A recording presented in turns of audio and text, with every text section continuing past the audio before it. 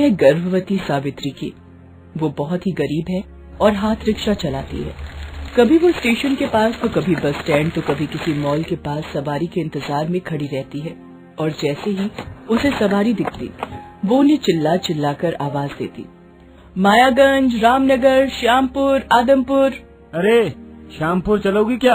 हाँ साहब चलूंगी। कितने पैसे लोगी श्यामपुर के? साहब श्यामपुर तो बहुत दूर है, 20 रुपए लगेंगे। 20 रुपए?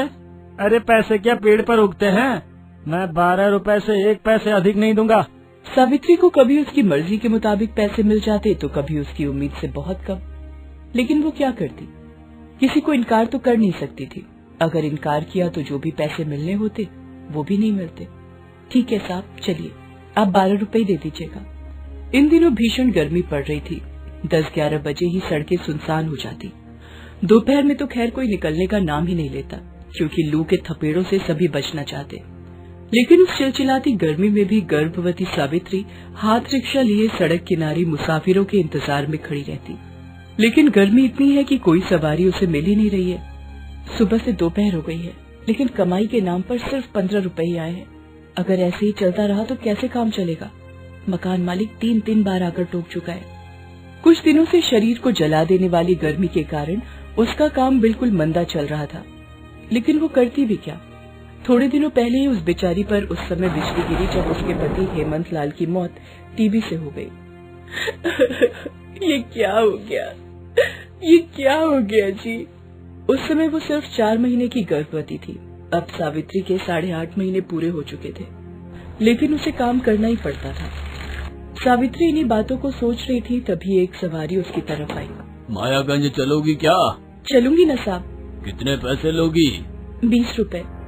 सावित्री ने उस सवारी को बिठाया और फिर उस चिलचिलाती धूप में मायागंज की ओर चल पड़ी। उसने सवारी को मायागंज छोड़ा और फिर वापस बस स्टैंड की ओर चल पड़ी। लेकिन रास्ते में उसे चक्कर आने लगे और उसके पेट में जोरों का दर्द शुरू हो गया। आह, ये दर्द कैसे शुरू हो गया?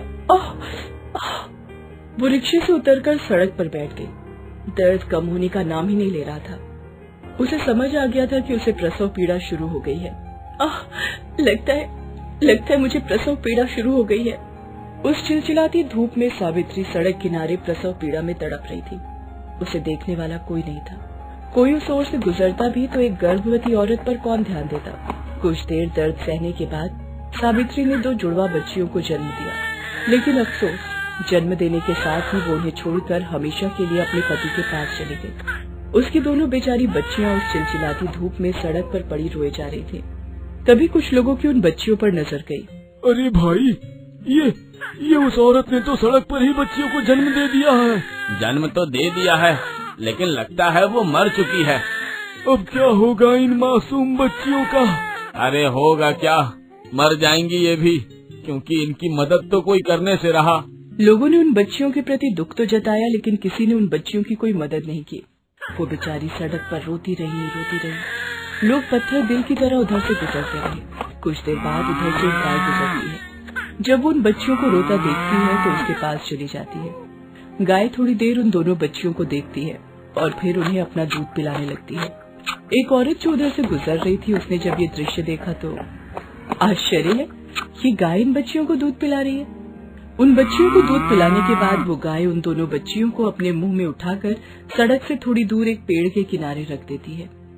उसके बाद वो खुद पेड़ से पत्तियों को अपने मुंह से तोड़ती है और उसे किसी चादर की तरह बिछा देती है और उन दोनों बच्चियों को वहाँ पर लिटा देती है। जो लोग उधर से गुजरते सभी उस गाय को देखकर दंग रह जाते। भाई, लगता है ये गाय ही इन बच्चियों को पालेगी। अरे हमें क्या इससे लेना देना, चलो यहाँ से। हर दिन वो गाय उन बच्चियों को अपना दूध पिलाती और फिर वो घास चढ़ने जाती। घास भी वो आसपास ही चढ़ती और उन दोनों बच्चियों पर अपनी नजर रखती।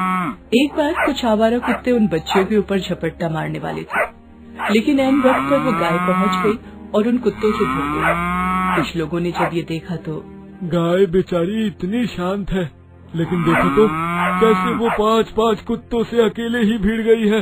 हाँ, तभी तो गाय को माता कहते हैं। वो गाय उन बच्चियों को बहुत प्यार करती थी। अगर बच्चियां कभी रोने लगती तो गाय की आंखों में भी आंसू आ जाते और वो अपनी जीभ से चाटकर उन्हें प्यार करने लगती। धीरे धीरे समय बीतने लगा। वो दोनों बच्चियां 6 साल की हो गई। जिस तरह गाय उन्हें प्यार करती थी, वो दोनों बच्चियां भी उसे प्यार करती। एक दिन, आज बहुत देर हो गई है, हमारी माँ अभी तक नहीं आई है। हाँ, इस समय तक तो वो आ जाती थी। मुझे तो माँ की चिंता हो रही है। मुझे भी। क्या करें हम? माँ को ढूंढने चलें क्या? उन दिनों भी भीषण गर्मी पड़ रही थी। वो दोनों बच्चियां अपनी माँ यानी गाय को ढूंढने निकल पड़ी। वो चलती रही, लेकिन गाय का कोई अता पता उन्हें नहीं चला। अब तो दोनों का प्यास के कारण गला भी सूखा जा रहा था। माँ तो कहीं दिखाई नहीं दे रही है। प्यास के कारण गला भी सूख रहा है। तभी उन दोनों को सड़क किनारे एक नल दिखाई दिया। वे दोनों भागी भागी वहाँ गई और पानी पीने लगी।